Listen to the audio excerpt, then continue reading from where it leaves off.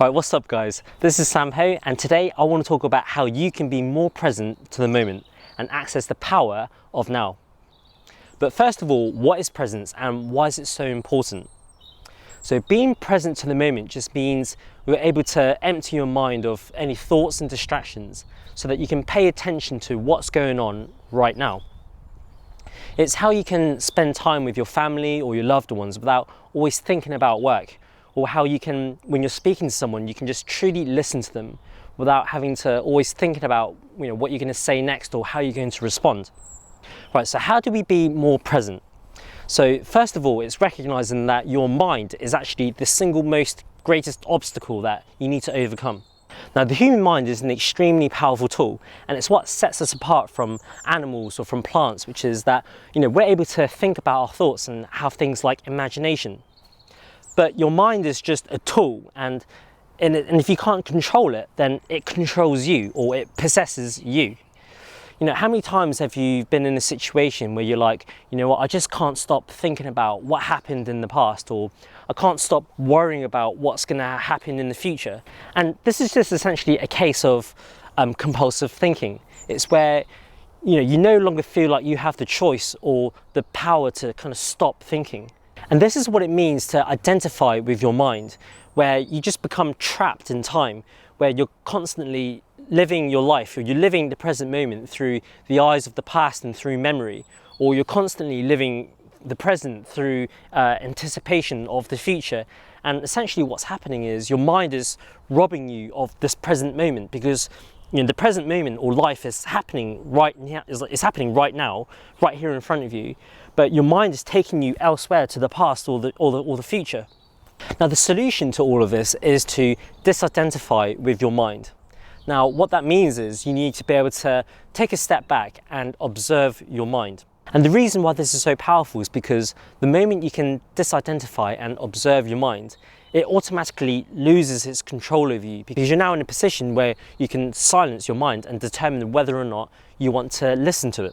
When you can't observe your mind, then your mind has essentially possessed you, and you can no longer differentiate the difference between yourself and your mind.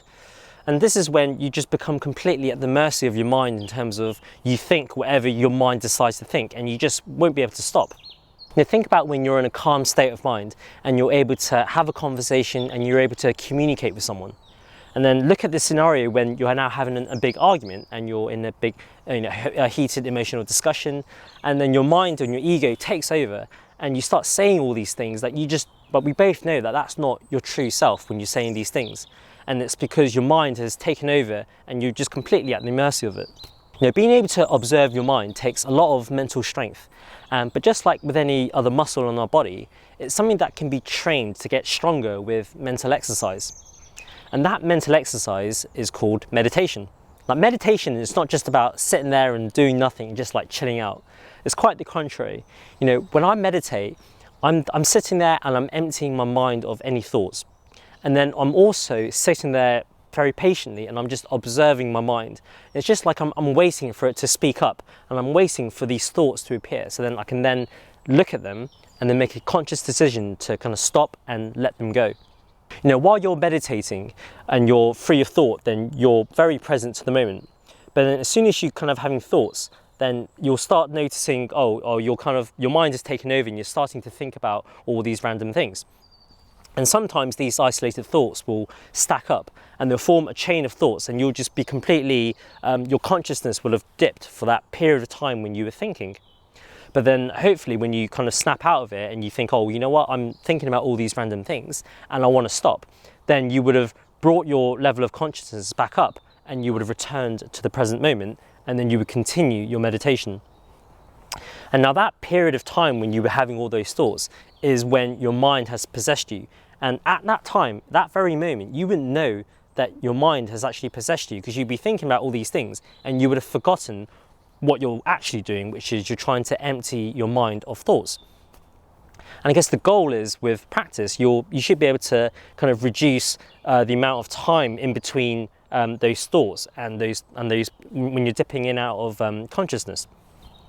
And see, every time you make that conscious effort to bring your attention back to the present moment, you're exercising this this mental muscle in your mind called willpower.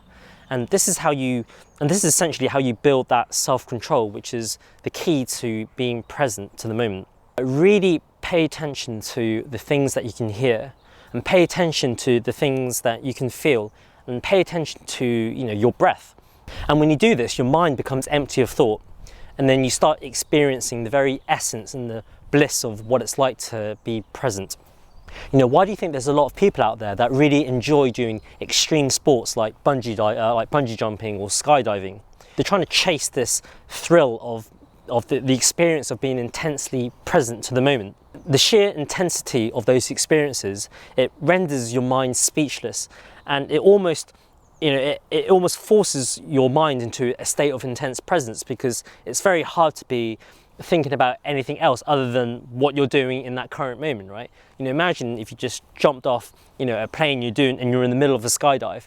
It's very hard to be thinking about anything else other than the very present moment of what you're doing, right? And in a similar way, it's kind of the same reason why some people like to drink alcohol. When you drink alcohol, it silences your mind and it helps people get out of their heads, and then they start feeling great because they feel like they can just do what they want without having this nagging voice in your mind to kind of hold you back. Now, of course, you don't want to have to rely on these intense experiences in order for you to kind of feel what it's like to be present to the moment. By kind of being more conscious, by raising your level of consciousness and being more present to the moment, you'll be able to experience great joy in just doing all the little things in life, like just going through a walk in the park, or just enjoying like a home cooked meal. You can still experience great joy in doing these things without needing to do such extreme experiences. The more present you become, the more sensitive you become to your experiences of your surroundings and of life. Being present is so much more than just emptying your mind of thought. It's about accessing a level of intelligence that's far beyond thought. Let's take, for example, our bodies. Our bodies probably execute millions of these highly, extremely complicated bodily functions to kind of keep us in check. But notice that all these bodily functions, they operate without needing thought. Like, they operate without our minds. We don't need our mind to execute all of these biological processes. They kind of just happen on their own, right? And this intelligence is far more superior than thought. In fact, we're actually the ones using our minds right now to understand just how vast this intelligence is through the study of science and through medicine. I even believe that sometimes when we fall ill, it's actually because of this intelligence at work as a protective mechanism. So essentially, your body's saying things like, oh, you need to take rest, Sam, because we need to rejuvenate, we need to heal the body because it's under a lot of stress. And it's kind of like, well, if you won't listen to me, if you won't stop working, if you won't stop kind of stressing yourself out and doing all these activities, then I'm going to create this illness inside of you that's going to force you to stop working. It's going to force you to stay at home, stay in bed, and just rest and drink water and look after yourself. Or have you ever been in a situation where you've been racking your brain over a problem that you're trying to solve, but then you notice that when you stop thinking about it and you sleep on it, and then the next day, somehow, like, the answer it will just pop into your head, or somehow you just figure out how to solve that problem. From our mind's perspective, paradoxically, we can sometimes figure things out a lot more clearly when we actually stop thinking about it. And that's because when your mind is empty of thought, you give it the space for creative impulse of insight to manifest. So when you're present to the moment, essentially you're able to allow this intelligence to take over. And this is the real meaning of accessing the power of now.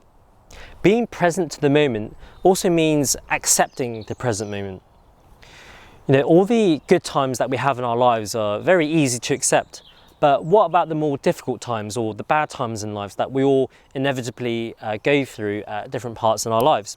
How do we accept the bad times in life? Remember the law of nature, or the cycle of life, which is that nothing in this world is permanent. Everything comes and goes. It all runs in cycles. Everything goes round and round, right? So this is where nature can teach us a lot about life. When you're going through some good times, it's about really appreciating the present moment and really appreciating the good times that you have right now, because a bad spot or bad times are coming around the corner.